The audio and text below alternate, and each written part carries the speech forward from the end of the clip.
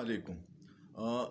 د الیکشن اعلان د سپریم کورټ په حکم باندې الیکشن کمشنر د صدر صاحب سره ملاقات وکړو او د نه پسې 8 فروری مقرر کړه. دا الیکشن ولی اهم دی؟ دا الیکشن د پارټیانو په منځ کې نه دی. دا الیکشن د دې فرسوده نظام نه د فایدې اخیستو والا او د فرسوده نظام نه د نفرت کولو والا خلکو په منځ کې دی. دا هغه نظام دی چې په دې 75 سال کې زموږ عوامو له هیڅ نه دي ورکړی، خو یو خاص طبقه اشرافیه چې څه ته وایي هغه یې ډېره مضبوطه کړې ده او دغه اشرافیه صرف 15% ده، خو د هغوی اثر رسوخ دومره سیوا شوی دی او د یو بل سره دومره مفادات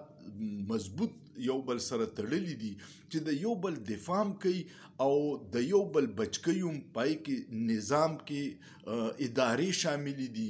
دغه حکمرانان شامل دي، کرپټ چې دي او هغوی یو بل بچکی. د دې نظام نه اوس د خلکو نفرت پیدا شوی دی او هغې دپاره خلک ډېر په تمو، خو د ټولو دغه کوششو چې دا الیکشن ونشي ډیلی شي. تاسو ته پته ده چې اسمبلی ختم شي نو چې کله خپل مدت پوره کړي اسمبلی نو په 60 ورځو کې الیکشن به کیږي او که نه مدت پوره نه کړي یو ورځ دوه مخکې ماته شي نو بیا په 90 ورځو کې به په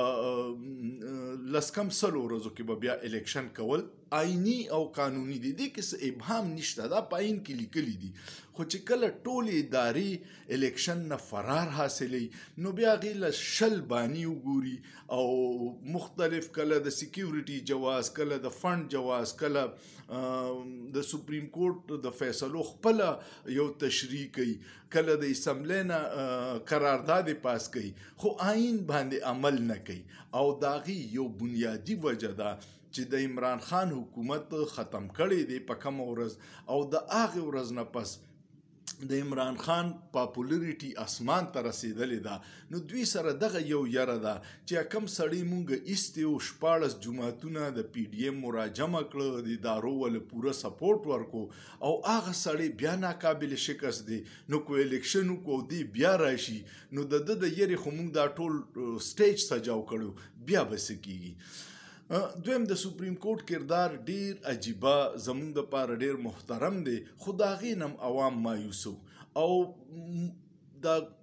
پاکستان کې د رایامه دومره تقسیم شوې ده چې خپل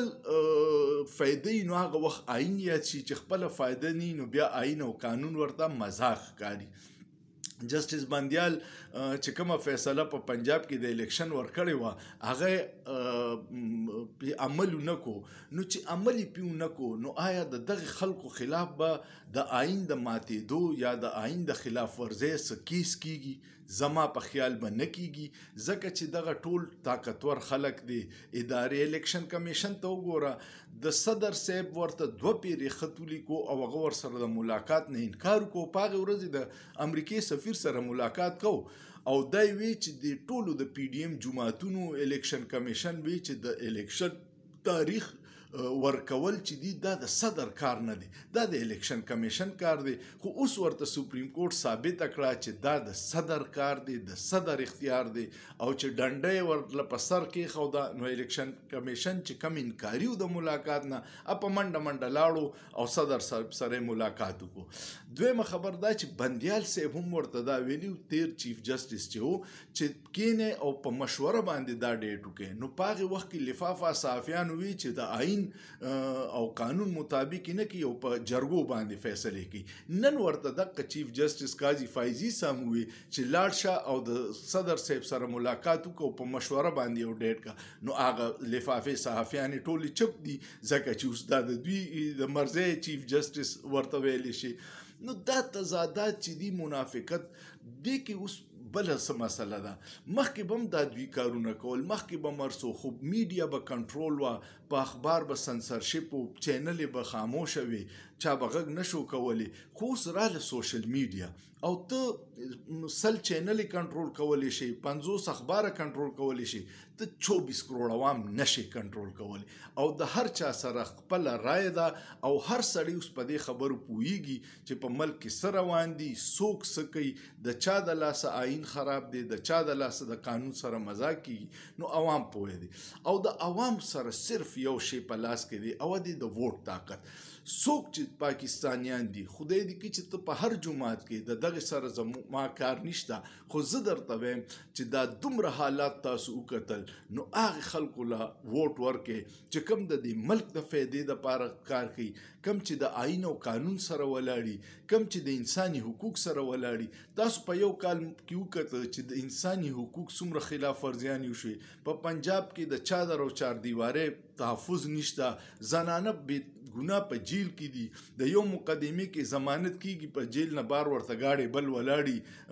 بل مقدمه کې گرفتار کی یو مقدمه نه خلاصيږي په بل کې کیږي دا شیزونه ټول د آئین او قانون سره مذاق دي خو دې سره سو شو دې سره د ریاست ریټ کمزوري شو یو وخت چې ظلم انتها ته ورسی د خلکو د لنه ډر خوف ختم شي او خلک وي سبا کوي خو مړ به مې کی چې دا شي دا ډیر خطرناک دي ریاست د پاره خپل ریټ قائمولو د پاره د آئین او د قانون حکمرانی اولنې ترجیح پکار او چې کله د آئین او قانون ز غریب سړي او د مالدار د پاره یو شان شو پاکستان به ترقی کوي مونږ ټول د پاکستان خیر خوایو مونږ غواړو چې زموږ ادارې مضبوطی شي مونږ غواړو چې پاکستان ترقی وکړي خو کم کسان ته په کرپشن وباسي او بیا غستا لاډلا شیرای ولې او د خلکو باندې مسلط کې مخکې به دا منله اوس خلک دې ته تیار نه دي د 8 فروری چې دي دا ډېر اهم دی او دې وخت کې ستا سره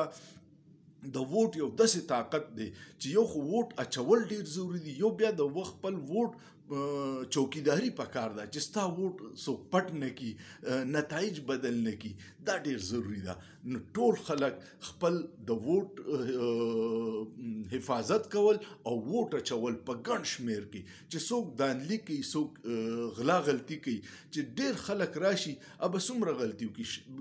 1000 ووټه به جعلي واچي 2000 به واچي 15000 به واچي خو چې په لکونو خلک ووټ له روزي د دوی ټولې منصوبې به ناکامي او پاکستان کې فری اینڈ فیر الیکشن چې هر چاته موقع ملاو شي هر چاته سازگار ماحولي او هر چاته د ووټ د اچولو حق بیا به پاکستان ترقی کوي او دغه ووټ باندې به د خلکو اعتمادي کو د الیکشن په ورځ داندلیو شو یا نتایج بدل شو نو ملک چې اوس کم په بحران کې دی داغې نه به یو سیوا بحران پیدا شي او الله دې نه کړي چې دغه بحران پاکستان ته نقصان ورسي مونږ غواړو چې پاکستان مضبوطي او د مضبوط پاکستان د لپاره فری فیر او جمهوری طریقې سره الیکشن چې پای کې هر سړی ته د ووټ اچولو او هر سړی ته د ووټ د لپاره د ودرېدلو اختیار وي امید لرم تاسو به زما د خبرو سره اتفاق کوئ کمنټ پیو کې او سوچ پیو کې په سوچ کې څه ګناه نشته